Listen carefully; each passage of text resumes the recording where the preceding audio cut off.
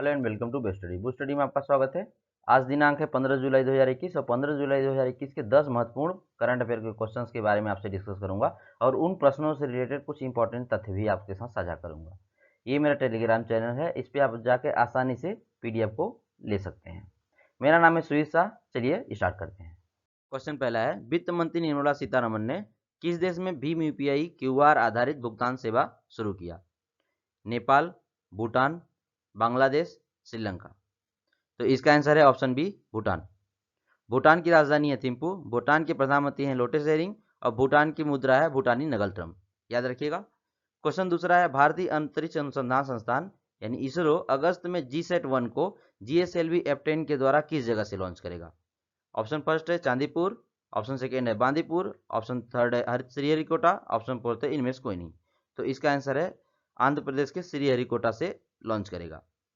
अब यहाँ पे आप ध्यान दीजिएगा कि उड़ीसा के चांदीपुर से हमेशा मिसाइल को लॉन्च किया जाता है और जबकि सैटेलाइट को लॉन्च करने के लिए आंध्र प्रदेश के श्रीहरिकोटा से लॉन्च किया जाता है। इसको याद रखिएगा। इसरो के अध्यक्ष हैं के सिवान। इसरो का मुख्यालय है बेंगलुरु में और इसरो का स्थापना हुआ था 15 अगस्त 1969 को। अब चलिए अगली स्लाइड में देख लेते हैं GSAT के बारे में और GSLV के बारे में। जियो इमेजिंग सैटेलाइट फर्स्ट या फिर GSAT-1 ये इंडिया का पहला ऑब्जर्वेशन सैटेलाइट होगा। जियो स्टेशनरी ऑर्बिट है। अब आपको समझने की जरूरत है कि जियो स्टेशनरी ऑर्बिट क्या होता है, जियो सिंक्रोनस ऑर्बिट क्या होता है और पोलर ऑर्बिट क्या होता है। अगर पृथ्वी के इक्वेटर के अराउंड किसी सैटेलाइट को मूव कराया जाता है तो उसको जियो स्टेशनरी सैटेलाइट कहा जाता है। और ये जियो स्टेशनरी सैटेलाइट की सबसे बहुत बड़ी शर्त क्या होती है कि लगभग 36,000 किलोमीटर के ऊंचाई पर होना चाहिए और सेम 36,000 किलोमीटर की ही ऊंचाई पर जियो सिंक्रोनस सैटेलाइट को भी रखा जाता है। और जबकि पोलर ऑर्बिट में ये पृथ्वी के पोल के अराउंड घूमने वाली ऑर्बिट होती है जिसमें पृथ्वी से दूरी लगभग 200 से 2000 किलोमीटर के अराउंड होता है। ये लगभग दूरियां हैं। और अब जान लेते हैं PSLV और GSLV के बारे में। यहाँ पे इमेज दिया हुआ है PSLV, GSLV और GSLV Mark 3 का। ये पोलर सैटेलाइट लॉन्च व्हीकल है, यानी कि ये पोलर के अराउंड जब भी किसी सैटेलाइट को हमको मूव कराना होगा तो PSLV से भेजेंगे। और जब भी GSLV के यहाँ पे दो फुल फॉर्म होता है, जियो सिंक्रोनस और जियो स्टेशनरी सैटेलाइट लॉन्च व्हीकल। तो इसको याद रखिएगा। इससे ही हम जियो सिंक्रोनस के लिए भी भेजते हैं और जियो स्टेशनरी के लिए भी भेजते हैं। याद रखिएगा।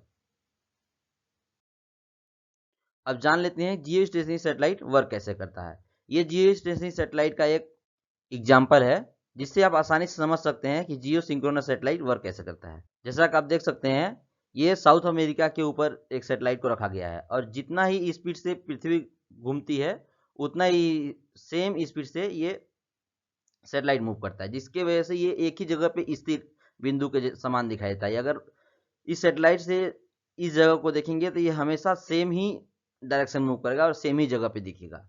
और ये रहा लो अर्थ ऑर्बिट जिसमें हमेशा अक्सर से हम सैटेलाइट को लॉन्च करना होता है तो हम PSLV का इस्तेमाल करते हैं। और जबकि 36,000 किलोमीटर पे ये जो जियो सिंक्रोनस या जियो स्टेशनरी ऑर्बिट होता है इसमें हम सैटेलाइट को मूव कराना होता है या प्लेस कराना होता है तो हम जियो सिंक्रोनस सैटेलाइट यानी कि GSLV का यानी कि जियो सिंक्रोनस सैटेलाइट लॉन्च व्हीकल का इस्तेमाल करते हैं। चलिए आगे बढ़ते हैं। क्वेश्चन नंबर 3, किसने राष्ट्रीय फॉरेंसिक विज्ञान विश्वविद्यालय में उत्कृष्टता केंद्र का उद्घाटन किया? नरेंद्र मोदी, रामनाथ कोविंद, अमित शाह, अश्विनी वैष्णव। तो इसका आंसर है ऑप्शन सी, अमित शाह। राष्ट्रीय फॉरेंसिक विज्ञान विश्वविद्यालय ये गांधीनगर में स्थित है और इसमें उत्कृष्टता केंद्र का उद्घाटन किया गया। इस केंद्र के उद्घाटन के पश्चात देश के विभिन्न क्षेत्रों से बरामद नशीली पदार्थों के ऊपर जांच किया जाएगा जिससे आने वाले समय में युवा पीढ़ी को नशा से बचाया जा सकता है। भारत के CM है विजय रूपाणी और राज्यपाल हैं Acharya Devvrat. Question 4, the great big lion नामक पुस्तक किसके द्वारा लिखी गई है? Salman Rushdie, Arundhati Roy, JK Rowling, Chrissie Knight. तो इसके आंसर है ऑप्शन डी, क्रिसिस नाइट। इस बुक में एक शेर और दो बच्चों के बारे में बताया गया है और इस बुक में यह चित्रित किया गया है कि वन्य जीव और परिस्थिति को इंसानी परिस्थिति में कैसे ढाला जाए। हाल ही में शेर बहादुर देवबा को किस देश का प्रधानमंत्री बनाया गया? भूटान, नेपाल, मालदीव, बांग्लादेश। तो इसका आंसर ऑप्शन बी नेपाल है। हाल ही में केपी शर्मा ओली की सरकार बहुमत में नहीं थी, जिसकी वजह से पॉलिटिकल क्राइसिस होने की स्थिति आ गई थी। सुप्रीम कोर्ट ने यह आदेश दिया कि शेर बहादुर देउबा को प्रधानमंत्री बनाया जाए। शेर बहादुर देउबा 5वीं बार प्रधानमंत्री बन रहे हैं, याद रखिएगा। नेपाल की राजधानी है काठमांडू, नेपाल की करेंसी है नेपाली रुपया और नेपाल की राष्ट्रपति हैं विद्यादेवी भंडारी, याद रखिएगा। क्वेश्चन छठा है, भारत और एशिया का पहला राष्ट्रीय डॉल्फिन अनुसंधान केंद्र किस शहर में स्थापित किया जाएगा? नागपुर, प्रयागराज, कोलकाता, पटना। तो इसका आंसर है ऑप्शन डी पटना। ध्यान रखिएगा, डॉल्फिन भारत की राष्ट्रीय जलीय जीव है और डॉल्फिन की 4 प्रजातियां पाई जाती हैं, जिनमें से एक भारत की गंगा में पाया जाता है, दूसरा पाकिस्तान की सिंध नदी में पाई जाती हैं और तीसरा यांगजी नदी में पाई जाती हैं और चौथा अमेजन नदी में पाई जाती हैं।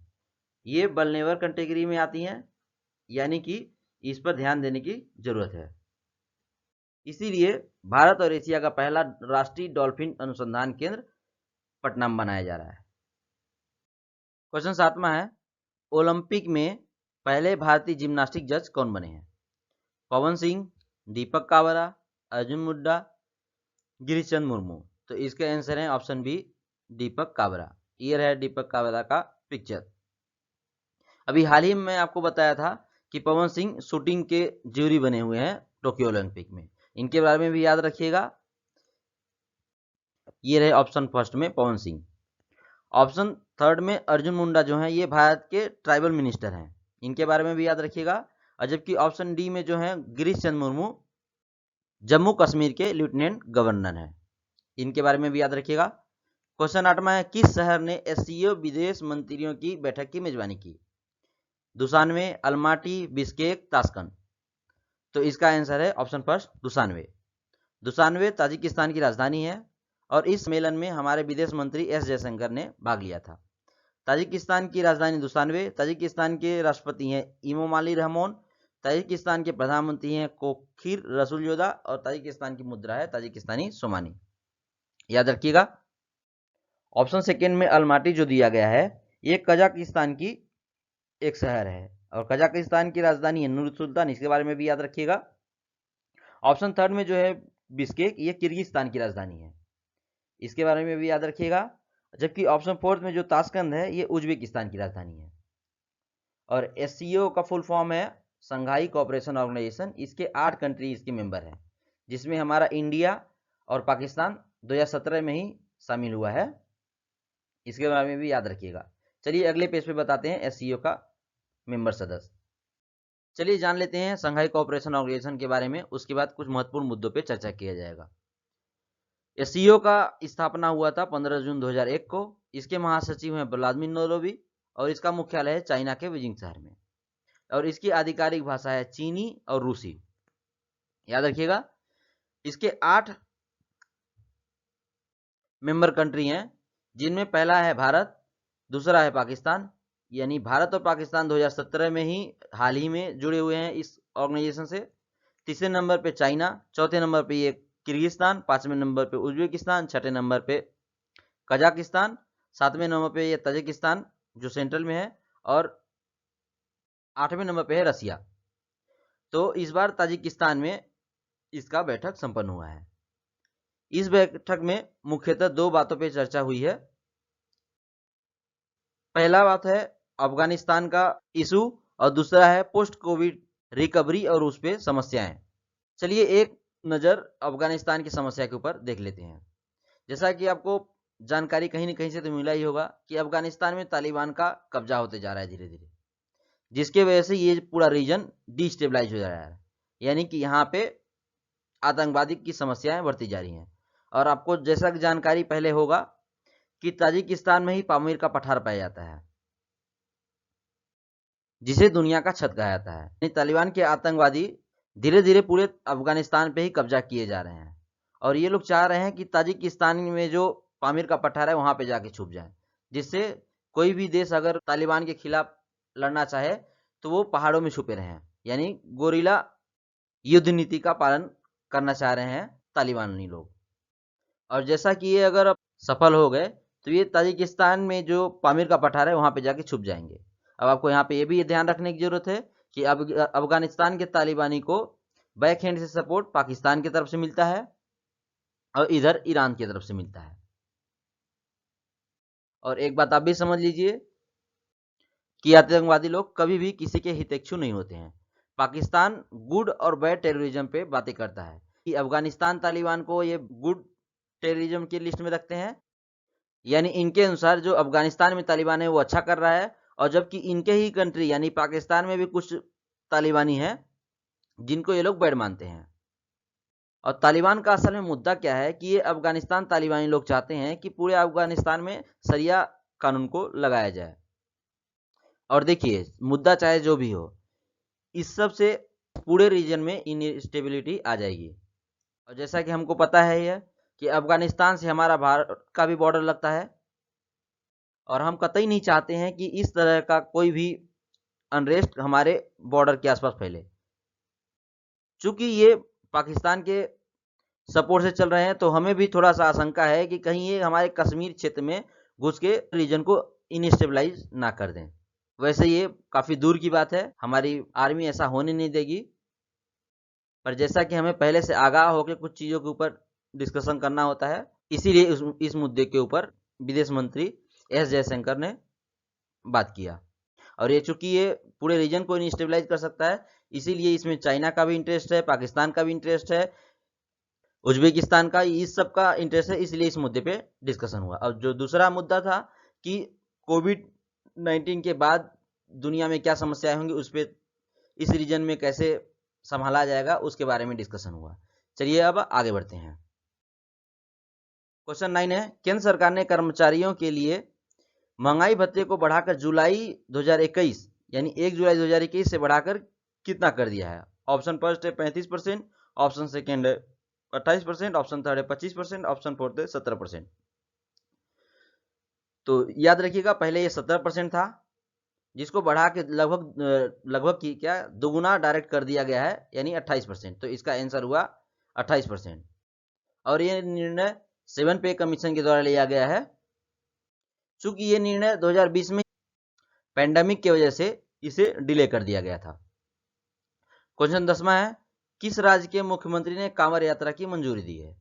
Option first Uttarakhand, option second Madhya Pradesh, option third Uttar Pradesh, option fourth Chhattisgarh. तो इसके आंसर है ऑप्शन थर्ड उत्तर प्रदेश। चलिए उत्तर प्रदेश के बारे में थोड़ा जान लिया जाए। उत्तर प्रदेश की राजधानी है लखनऊ में, उत्तर प्रदेश के राज्यपाल हैं आनंदीबेन पटेल, और उत्तर प्रदेश के मुख्यमंत्री हैं योगी आदित्यनाथ। याद रखिएगा। और ये रहा कल के क्वेश्चन का आंसर। क्वेश्चन को वापस से पढ़ देता हूं। यूरो 2020 गोल्डन बूट अवार्ड से किसे सम्मानित किया गया।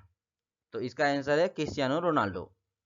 इसके बारे में बहुत से लोगों ने कमेंट बॉक्स में विस्तृत रूप से आंसर दिया है। आशा करता हूं आने वाले क्वेश्चंस को आप भी अटेंड करें और कमेंट बॉक्स में जितना ज़्यादा से ज़्यादा हो सके जानकारी को लिखने की कोशिश करें, क्योंकि आप जो एक बार लिख देते हैं उसको इतना जल्दी नहीं भूलते हैं। और ये रहा क्वेश्चन ऑफ द डे। हाल ही में चर्चा में रहा बनाली त्यौहार किस राज्य में मनाया जाता है। तेलंगाना, आंध्र प्रदेश, कर्नाटक, केरल। इसका आंसर कल के वीडियो में प्रोवाइड कर दूंगा। Thanks to tune with me. आपको इस पूरे वीडियो का पीडीएफ हमारे टेलीग्राम चैनल पर मिल जाएगा, और टेलीग्राम चैनल को कमेंट बॉक्स में और डिस्क्रिप्शन में पिन कर दिया। आप वहां पर जाकर आसानी से पीडीएफ को पा सकते हैं। Thanks for watching. लाइक कीजिए, शेयर कीजिए, सब्सक्राइब कीजिए। जय हिंद।